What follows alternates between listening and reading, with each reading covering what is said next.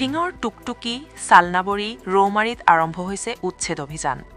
যি সময়ত চৰকাৰে বুলডোজাৰে চলাই আহিছে উচ্ছেদ, ঠিক সেই সময়তে ঢিঙৰ টুকটুকি, চালনাবৰী, ৰৌমাৰীত কোৰ, চিপৰাং আৰু দাৰে চলালে উচ্ছেদ।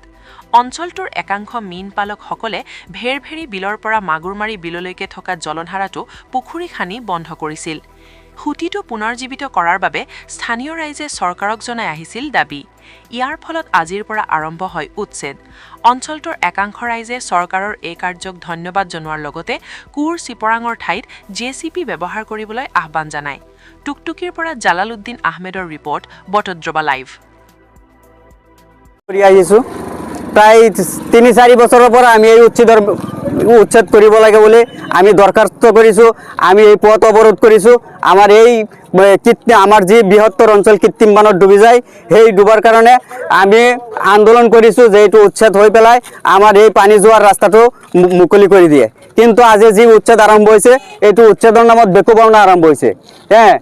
য'ত এটা JCB নাই, এটা ফকলেন নাই, আৰু যিখিনি ড্ৰেইন আছিল সেয়া চাওক, যিখিনি ড্ৰেইন আছিল সেইখিনি মাটি কাটি পেলাই সেই ড্ৰেইনখিনি পুতি আছে যাতে আমাৰ পানীখিনি আৰু বাঢ়ি যায়। পানী কৃত্ৰিম বানৰ পৰা আমি বাচিবৰ কথা আছিল, কিন্তু আমি কৃত্ৰিম বানত আৰু ডুবি যাম, এনেকুৱা অৱস্থা কৰিবলৈ আজি আহিছে। সেইকাৰণে আমি মাননীয় অসমৰ মুখ্যমন্ত্ৰী চাহাবক অনুৰোধ জনাইছোঁ যাতে আমাৰ যি ফাণ্ড দিছে, যি চৰকাৰী ধন ইয়াত দিছে এই উচ্ছেদৰ কাৰণে, সেই ধন যাতে সঠিকভাৱে ৰূপায়ণ হয়, আমি যাতে ৰাইজ বাচি যাওঁ। আমাৰ বটদ্ৰৱা গুৰুজনাৰ জন্মস্থান বটদ্ৰৱাৰ যি প্ৰকল্প হৈ আছে, সেই প্ৰকল্পটো যাতে বাচি যায়, সেই ব্যৱস্থা কৰি দিয়ক আমাৰ অসমৰ মাননীয় মুখ্যমন্ত্ৰী চাহাবে। নহ'লে যি এভেকশ্যন আজি আৰম্ভ হৈছে, এই এভেকশ্যনত আমি ৰাইজ বৃহত্তৰ অঞ্চলৰ লগতে বটদ্ৰৱা প্ৰকল্প লৈ পেলাই আৰু আমি পানীৰ তলত যাম, কৃত্ৰিম বানৰ তলত যাম। যিটো আমি ৰাস্তাৰ সমস্যাত ভুগি আছিলোঁ, সেই ৰাস্তাটো হৈ আছে, কিন্তু আজি যি উচ্ছেদ আৰম্ভ হৈছে, এই উচ্ছেদৰ ফলত সেই ৰাস্তাও পানীৰ তলত যাব। আমি যি যন্ত্ৰণাৰ কাৰণে আমি উচ্ছেদ বিচাৰিছিলোঁ, সেই যন্ত্ৰণাৰ পৰিত্ৰাণ আমি নাপাওঁ, আমি আৰু ভুগিব লাগিব।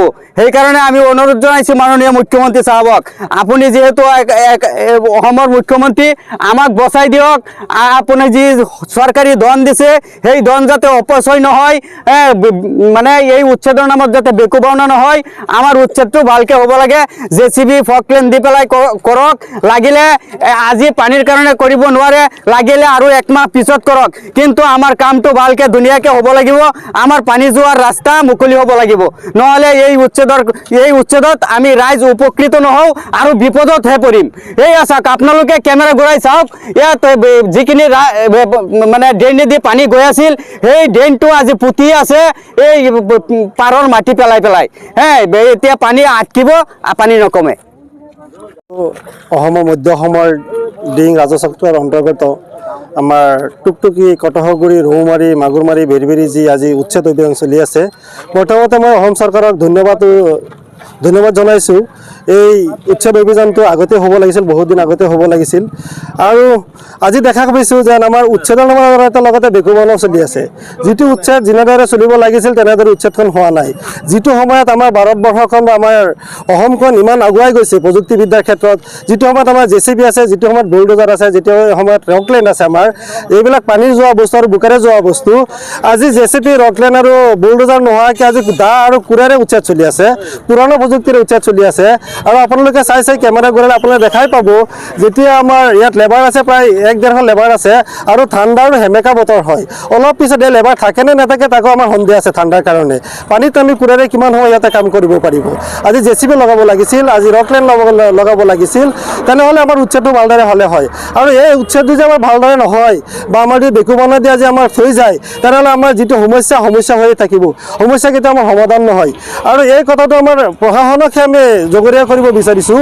আমাৰ চৰকাৰক ধন্যবাদ এইকাৰণে জনাইছোঁ, চৰকাৰে যেনেদৰে নিয়ম নীতিৰ কাৰণে আমাক উচ্ছেদ চলাব লাগিছিলে, আমাৰ যিবিলাক দাবী আছিল, ন্যায্য দাবী আছিল, এই দাবীক চৰকাৰে আমাৰ মানি পেলাই উচ্ছেদ অভিযানটো সিহঁতে দিছে। আৰু এই উচ্ছেদ অভিযান কৰি আছে কোনে? প্ৰশাসনে। কিন্তু প্ৰশাসনে যেনেদৰে কৰিব লাগিছিল তেনেদৰে কৰা নাই, প্ৰশাসনে হেমাহি কৰিছে। আজি ইয়াত যেনেদৰে ৰকলেন লগাই আপোনালোকে উচ্ছেদ কৰিব লাগিছিল, JCB লগাই উচ্ছেদ কৰিব লাগিছিল, তেনেদৰে কৰা নাই। উচ্ছেদক আপোনালোকে সমৰ্থন কৰিছে, কিন্তু প্ৰক্ৰিয়াটো নাই, উচ্ছেদক আমি সমৰ্থন কৰিছোঁ, কিন্তু যেনে প্ৰক্ৰিয়াত হৈ আছে এই প্ৰক্ৰিয়াতে আমাৰ মানি ল'ব পৰা নাই। পুৰণি পদ্ধতি উচ্ছেদ যিকোনো কিমান দিন লাগিব? আৰু যেনেকৈ উচ্ছেদ চলি আছে আমাৰতো মোৰ তাত লাগে এমাহো তেনেকুৱা নহয়। আৰু আমাৰ মাজত সময় দিছে মাত্ৰ 4 দিন। 4 দিন কেনেকৈ হ'ব? ইয়াত 565 আমাৰ ইয়াত ফিচাৰী আছে আৰু 230 বিঘামান মাটি ইয়াত আমাৰ খালী কৰিব, চৰকাৰী মাটি হয়। আৰু যেনেদৰে লেবাৰে কাম কৰি আছে মোৰ তাত লাগে এমাহো এইটো সমাধান নহয়। তেনেহ'লে মই আকৌ প্ৰশাসনক আৰু চৰকাৰক আমি অনুৰোধ জনাইছোঁ, আপোনালোকে উচ্ছেদৰ ধৰণে কৰক। উচ্ছেদ যেনেদৰে আমাৰ ছাকচেছ হ'ব, ছাকচেছ দৰে আপোনালোকে কাম কৰক, সেইটোৱে আচল উচ্ছেদ হ'ব। কিন্তু এই বেকুবানা কৰি আমাৰ লাভ নাই। আমাৰ ৰাইজক বেকুবানা দেখুৱাই আমাৰ এইটো আমি প্ৰশাসনক কেতিয়াও মানি নলওঁ।